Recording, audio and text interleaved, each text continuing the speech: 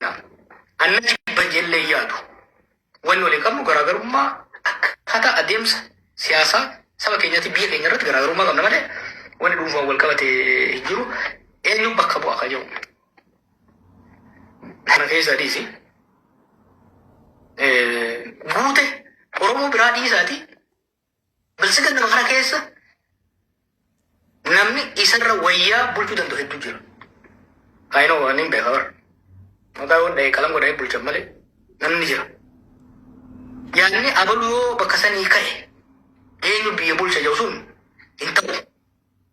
Maal gadda abbaa gadaa gogonaa hoolaa tureni gurbaan abbaa gadaa ta'e kana hin beekna. San dura Bayyanaa Sanbatoo ture. Bayyanaa Sanbatoo gaafa ka'u hedduu jaalanna ture Bayyanaa Sanbatoo. Otoo ka'uu baatee ni feena. Sirni garuu nu gaafataa Bayyanaa Sanbatoo ni deeme. Achoo gogonaa hoolaa dhufe.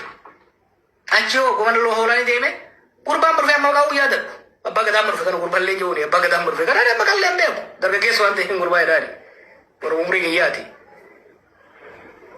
So we try. Malee abalu yoo deeme